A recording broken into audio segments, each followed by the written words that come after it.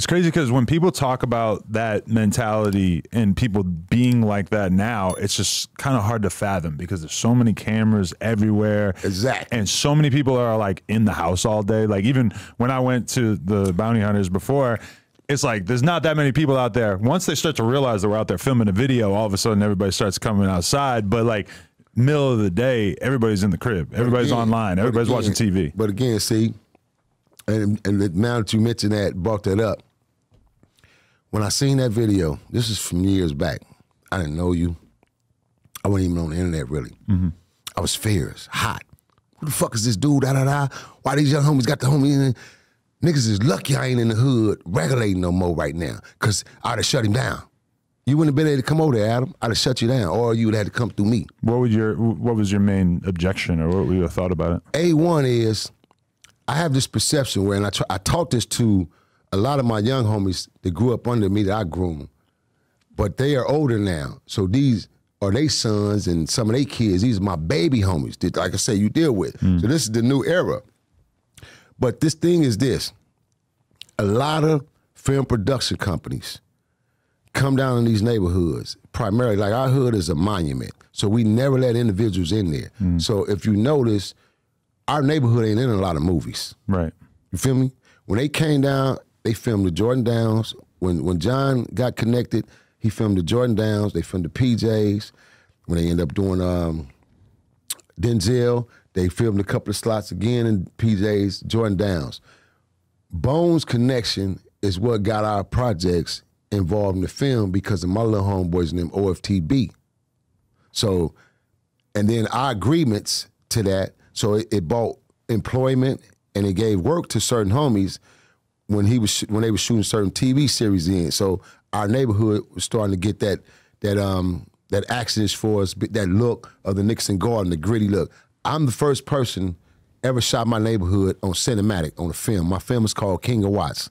I produced it, I directed, I starred in it, created, I wrote it, put my own money up independently, and I shot it. That was the first time ever you ever seen the Nickerson Gardens on cinematic, on film like that, raw and gritty.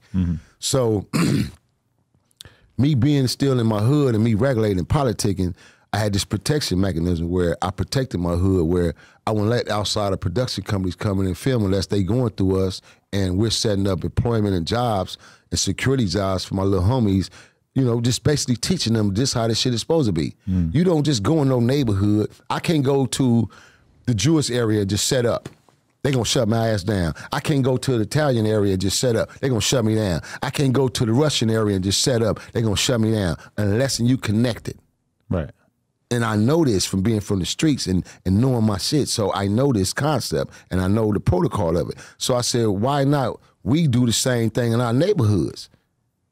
Protect our neighborhoods. Therefore, we're better provide and do certain things for the community. We could take this money and say, okay, we're gonna take the money we just made from this film production company. We're gonna take this money, these proceeds, we're gonna throw a skating party / barbecue, and it's free for the hood. So that's what my mentality was, and that's why I built that like that. Right. You know, it wasn't just based on no extortion or, yeah, when they come down here, we just take. Give me a few dollars, I'm gone. No, I'm really, really adamant, structured, and organized about it. You feel me? Because when we went there, it's like, shout out to my man Killer Twan. That's like the main person who took me there for the first time. And it, you know, you always kind of wonder, like, am I tapped in with somebody who's necessarily going to really be able to call the shots about me being here? Now, I didn't have any problems. Everybody was super cool when we filmed that video. Everybody was on some positive vibes. But, you know, you always kind of wonder, like, is there somebody from a higher rank who's going to step in and say, this ain't cool? Again, like I said, you were dealing with my baby homies in the rap world. And because we laid back, we in the cut, we in the trenches, a lot of the OGs, they seen what was going on. They didn't appreciate it. A lot of cats wasn't, you know, receptive to it. But we let them do their thing because it's their era. See, we're not trying to step in their era and smash and do what we did because we done it already. If that was the case, it would have been done, bro. There's no way. Killer Twine, I don't give a damn who you would have went through. Ain't none of them could have brought you over there unless it went through the right protocol. Right. You feel me? Because they don't have that era to be able to just say, oh, well, we going over there anyway. Nah. It's a changed world and it's their world. So us as OGs, big homies, uncles, fathers. We just step back, let them do their thing. You know what I'm saying? And like I said, me personally, that's why it had to grow on me, because like I said, when I first seen it, I was furious. I went to the hood and I was, questioning certain situations, certain individuals, talking to certain homies in my era. And he was like, big homie, you know this, them young niggas ever. And when I'm hearing it from them, I'm like, okay. And then me, I'm already in a whole different dimension, man. I'm chasing Hollywood. I'm getting my money. So hold on, Cap. What is it? You retired or you still stuck in the hood? So I got to a point where I said, I'm really, really retiring from this shit. And I let all the politics go. All right, then don't call me. I ain't involved with nothing then. I don't want to hear about shit. Murder, nothing. Who died, nothing. I'm finna live my life. And that's what I've been doing, bro. So I don't let it bother me, because if it did, it would bother me. I have this other memory during that where as it got darker outside, I go to the trunk of my car. I always keep a hoodie in my car. Open on my trunk of my car. What color is the hoodie that just happens to be in there? Shit's purple. I go, hey, Twan, can I rock this? We're going back in the projects. You want me to rock this? He starts laughing. He's like, you can? He's like, because he wants to show me that he can call the shots. He's like, yeah, put it on. I didn't put it on. But that does make me wonder, like, it's like you made a good decision, Adam. I figured. I'm telling you straight up, as a double OG, straight up out the Nickerson guard, you made a good decision. Right. Because all it took was one. Just the existence of purple on anybody's clothes. All it took was one. It could have been out of his generation. One little young homie say, man, take that purple shit off, nigga. Take that dead shit. Ooh, the disrespectful word to it, because I don't disrespect the youngsters, because I ain't on that level. But one of the young homies would have went there, boom, there it go. You feel me? Now they go to separation. It's gonna be a crew over here saying, "Fuck that shit, boo," and him over here trying to protect it. Now you got to go. Yeah, you from out of town. You don't really want to rock the boat. You don't got to put the purple hoodie on. Yeah, that's what I'm saying. What did I'm sure it goes back, decades. But what is it in particular that made the Grape Street Bounty Hunters thing so intense? For us, like I said, all our housing projects were so airtight knit and close. And 79, 80, before 80, between 78 and 79. But in the 70s, when it started, like I said, when the gangbang came about and the choices had to be made, what are you guys going to do over here on the east side of Watts? Okay, the Jordan Downs decided to become the Jordan Down Crips. PJs became PJ Crips. We were Green Jackets. Before we took on the name Bounty Hunters. We were Green Jackets, just centered in our own neighborhood. So we stayed as we were. And, my big homies told them, we ain't messing with that, basically. So we ended up merging into the Bounty Hunter structure of Bloods. Now we're all separated and divided. So going into the 70s, when the guns came in place is when the murders took place. When the first leather jacket murder took place at the Coliseum and the murders took place behind gangs in general, that's when the murders came in place in the city.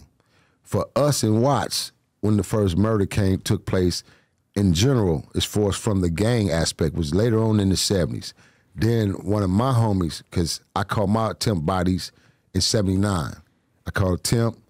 They put a body on me. I had a temp, which I beat the body. I had a temp. I got convicted for my ADW, and I paralyzed the fool, put him in a wheelchair. So then my homeboy, OG Loaf, he ended up catching the body. The body he caught was a Grape Street. But before they came Baby Lokes, they was Watts VG, Watts Video Grape Streets, which was merged with the Mexicans, the Spanish. From across the Jordan Downs, they have an area, which is Hickory Watts, Grape Street, Fudgetown. So they were all different cliques from under the Jordan Down umbrella, which was Crips. Then you had a Spanish gang, which was original Watts Video Grapes. So that's where the Grape Streets merged from. They started out with blue. Going into the 80s was when the purple rag came about, and they changed their colors from blue to purple. So it separated them from all the Crips. Dynamically, it just separated them from the Crips to where they became this centered Crip factor section that basically was centered over a lot of the Crips in Los Angeles, like we were centered over a lot of the Bloods in Los Angeles. We were the biggest blood set in LA, basically. You know what I'm saying? And so the Grape Streets, became one of those predominant Crip sets of Los Angeles. And that's where the purple merged in and the colors. But for us, like I say, from going out of the 70s, but when we came into them bloody 80s, the colors became significant albums. You couldn't, all this, I see this, you got Rock's mine, even then. But you couldn't wear this if you wasn't real blood. You better not have this red stuff on. Them Crip niggas gonna kill you. Right. They gonna chase you down, beat you down, and kill you. And now I see Crips who will wear all red almost as a point of pride to say, look, I can do this. Who gives a fuck? No, ain't gonna get to shit. And that's why I say this new world trips me out, Adam. Because it's like, go talk to some of they big homies, the real Crips. They gonna be like, cuz we didn't wear that shit. The same we would say, they gonna say the same thing, bro. A Crip Mac comes along who literally almost only wears blue, and people look at him like he's a real throwback